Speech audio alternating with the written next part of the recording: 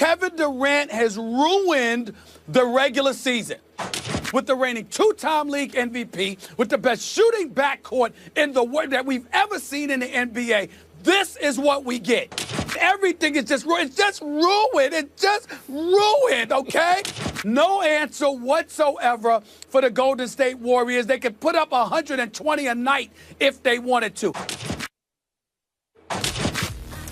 That was Stephen A. before the season started. About last night, though, Kevin Love and the Cavs dominated the Blazers, putting up 137 points, which was the highest point total in the NBA this season, until the Warriors took the court and scored 149 points in their blowout win over the Lakers. Stephen A., do you still think the NBA season is ruined? Yeah. I mean, I've said it, and I'm not changing my mind in this regard. And you know, let me be very, very clear. I love the game of basketball. I love it just as much as anybody on the planet. I love this game. If it were not for the NBA, I wouldn't be where I am today. I love this game. But I love the game because of the competitive fervor that came associated with the game. I'm watching the Golden State Warriors right now, and like I said, it's a testament to the greatness of Kevin Durant. I consider Kevin Durant to be one of the top 2 players on the planet. He is averaging 27 points on 16 shots. He is shooting 57% from the field and 42% from three-point range. This is who they added to the best shooting backcourt we've ever seen in NBA history in Steph Curry and Klay Thompson. And as a result, it's a foregone conclusion. I guess what I'm saying is I know that I'm in the minority. I know that people are looking at me and folks want to crucify me because of that. I get it. I understand it. Because if folks want to see blowouts and all of that other stuff, I get it. The last 2 games, they've won by 37 and 43 points, okay? You know, this year, 23, 27, 21, 24, 37 and 43-point wins. We ain't even really getting started yet. They're still trying to find their groove and develop chemistry and all of this other stuff. And they're not just beatdowns that are taking hold. It's annihilations. It's like playing a game of horse. They're toying with people, and they're just getting started because they've had some rough edges along the way while trying to develop their chemistry. All I'm trying to say is that foregone conclusion, because of the supreme greatness of Kevin Durant coupled with what already existed, is what turned me off. I'm waiting for the finals because I know what's going to happen, you know, in terms of Golden State, Cleveland. The other games where other folks are playing one another is very, very interesting. But the Clippers right now have the best record in basketball. And I'm sitting here telling you I'm not even taking them seriously. They have the best record in basketball, and I'm not taking them seriously. Okay, they go to the Western Conference Finals because they hate Golden State so much, and vice versa. Maybe, you know, something that'll get so tense, we might see, you know, I'm not advocating violence, but I want rough riders going at each other. But that's the only thing that I have to hold on to for hope. There's no one in the East that can touch Cleveland. And out West, how am I to believe in the Clippers? This is one of the most interesting and exciting NBA seasons ever. Look, basketball is the greatest team sport, period, in the world. Oh, here we go. I'll fix that right now.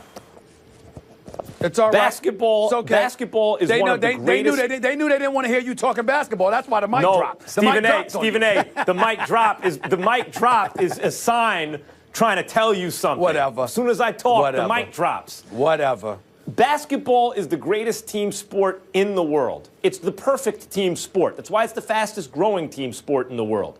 And in this greatest team sport ever, you're actually complaining because a team that was already so good has now raised its potential to maybe unprecedented heights. So in the greatest sport, team sport ever invented, in the greatest league in that team sport, there is now an example of something that might be so good that nothing can beat it. And that's a terrible thing to watch, except that they don't have the best record in their own division, because as you mentioned, the Clippers do, except that they just added a huge new piece. And what we've seen from recent basketball history, especially LeBron and the Big Three in Miami, is until you really get reps in playing with each other, another team that's also excellent, that hasn't had to integrate a huge new piece or make huge changes, actually has the advantage. Making this eventual finals matchup that everyone agrees on, Warriors-Cavs, even more interesting. And the Clippers are still there. And I don't think they're going to go away. I think they're the kind of team that will have folks asking, wait a minute, maybe without Bogut and Ezeli and Spates and their bigs and having to integrate now Durant into this situation, maybe they're not exactly invincible. Maybe the Clippers can upset the apple cart. And the truth is that in most NBA seasons, you know who's going to play in the finals, or at least in the Final Four in the two conference finals. And usually you have a pretty good idea of who's going to play in the finals. And usually you have a pretty good idea of who's going to win the finals. In that way, this season is no different, except the stakes are elevated because it's going to be a rubber match involving two dream teams. And that's a bad thing? Well, first of all, I didn't say that I wasn't looking forward to the finals. I mean, if you're going to get at my point, do you at least have the decency to listen to it and quote me accurately? I have no issue with the finals. I have an issue with the 82-game arduous task that you got to go through before the playoffs begins.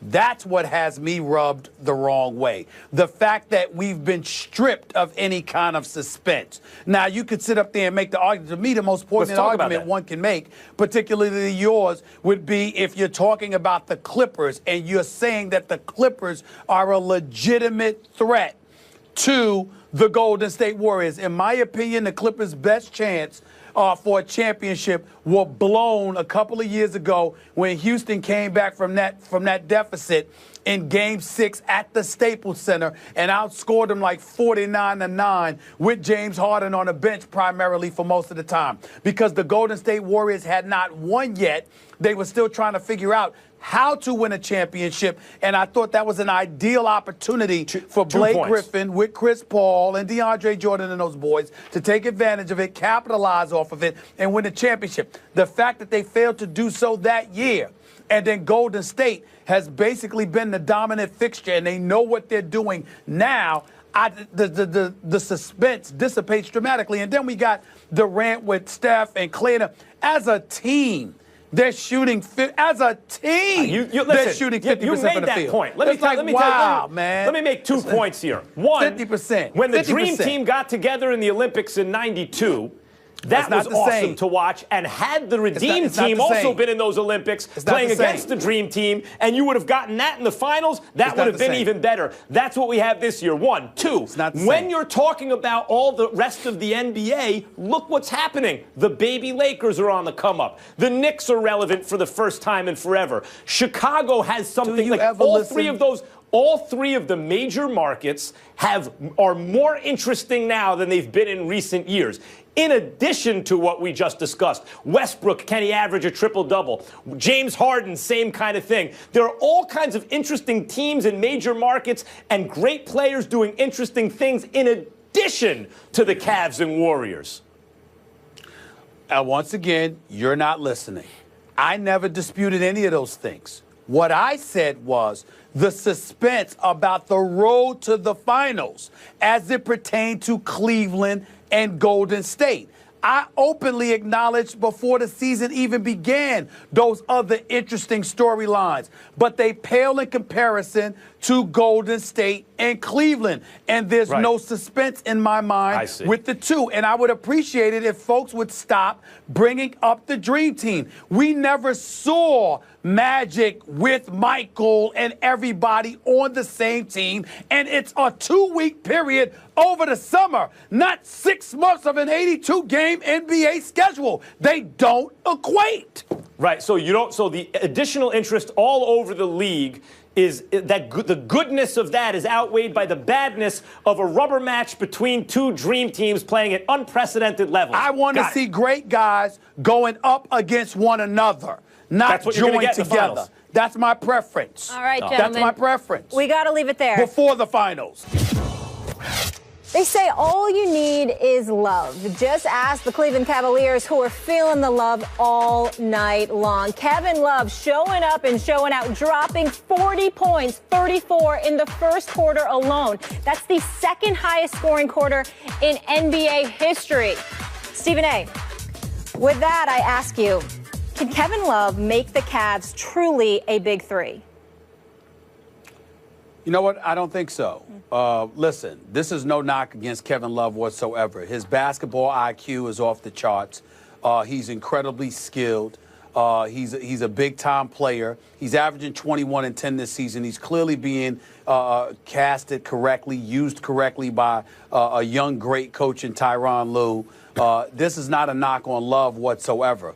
I've just always viewed Love as a better 1 or 2 option, pretty much primarily a 2 option, as opposed to a 3. I know he can shoot those threes, as evidenced last night when he hit 8 of them in the first quarter. LeBron James had 6 of his 13 assists by feeding Love all on threes.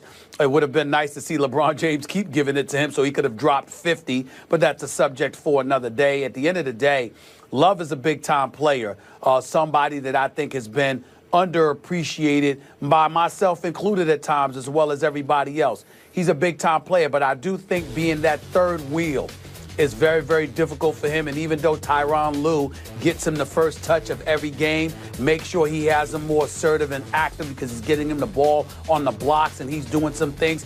I think against some of the better teams in the league who actually know how to get out on the perimeter and defend perimeter shots, we're not going to see something like this from him. And as a result, even though I don't think it would be as bad offensively, Max, as it was in the finals where he was relatively impotent offensively, but he did make noise defensively and with rebounding in terms of his point production against some of the elite teams that can get out there and defend the perimeter. I think in order for Love to be that big-time dude that we saw in Minnesota, that we're watching averaging 21 and 10 now, I think he'd have to be the secondary offensive option, which obviously he would not be with LeBron and Kyrie there. That's my only trepidation, but it's no knock against him whatsoever because I know the brother can play ball. It's just that when you're that gifted, you're usually not the third option. The answer is yes, he can be one of a big three by the definition of big three, because a lot of people didn't think Chris Bosh was a big three with LeBron and Wade. And Bosh has never been as good a player as LeBron or Wade have been. I mean, he's just not as good. But he was good enough to be considered one of a big three. And a lot of casual fans were fooled by Bosh because they would say, oh, 8 points, 10 rebounds, or something like 7 rebounds. That's they're not getting their money's worth. But Bosh was playing defense. He was doing every single thing the coach asked him to do, stretching it out when they needed to, all those kind of things. He was doing everything that the coach wanted him to do. And so, in fact, he was a huge part of their success, which is why Spoelstra and Riley would say, actually, Bosh is our most indispensable player. And at the time, I was having arguments on the radio and on Sports Nation with people. People were blowing me up on Twitter when I would say Bosh is better than Kevin Love because Kevin Love was putting up 25 and 12. Oh, Bosh, 8 points and 7 rebounds last night. You see that? Yeah, it's the way the coach is using him. So, yes, it's not a question of are they a big three? It's a question of how is Lue going to use Kevin Love? When he's the primary scoring option, he will appear to be a top 5 player to some misguided folks who thought he was. He was never a top 5 player.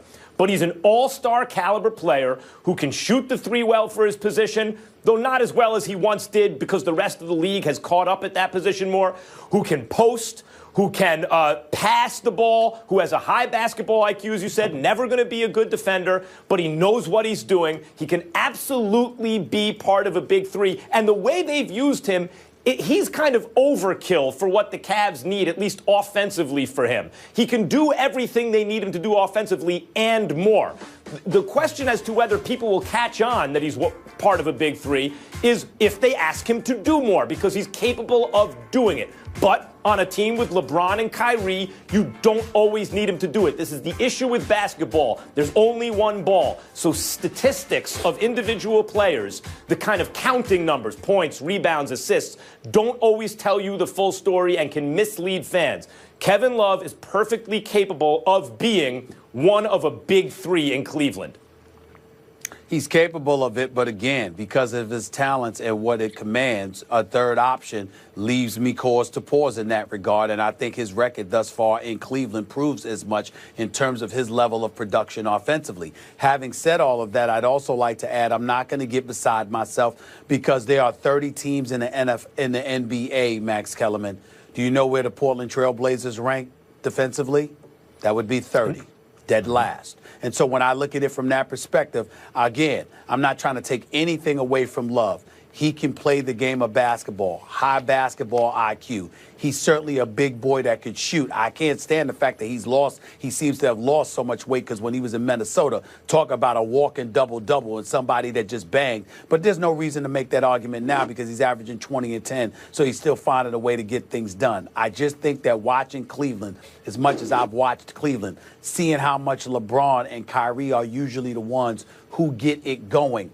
When I'm looking at Love going up against elite talent, particularly individuals with size who can get out on the perimeter, what are you going to do then? That's the question mark in terms of a big three. But I'm not trying to knock him in any way, because I know the brother can play.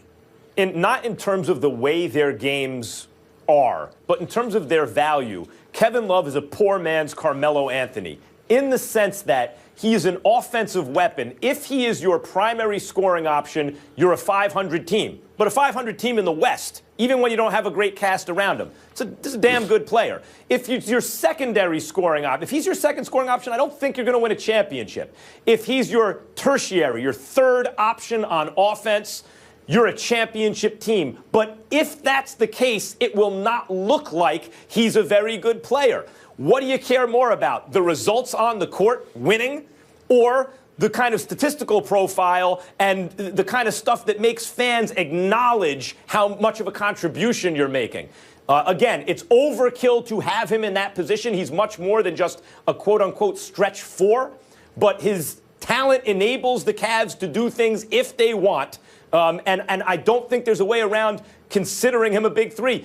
Look, if Carmelo Anthony joins some big, and you love his offense, obviously, Stephen A., his ability to score the ball, but if he joined some team and was not the primary scoring option and they won a title, he might wind up with 17 points a game, something like that. Would that mean he's not part of a big three? Is that just based on, if he is part of that big three, is that just based on his reputation at the time he got traded to that team? The question is not what's the statistical profile. The question is what is the player's actual value and what are they capable of doing? So the answer in Kevin Love is yes. By the standards of Big Three, you're an all-star caliber player playing with two other guys like that or better. The answer is yes on Kevin Love. Well, I look at Kevin Love. I have a problem with the comparison to Carmelo Anthony, because Kevin Love can't put the ball on the floor like that. No, right. Carmelo's better. Poor man's. He's a poor man. Not even in terms of their game. I got it. Look, if Carmelo Anthony's your primary scoring option, forget about a championship. But if he's a weapon you use, sure, you could win a championship. Same thing with Kevin Love.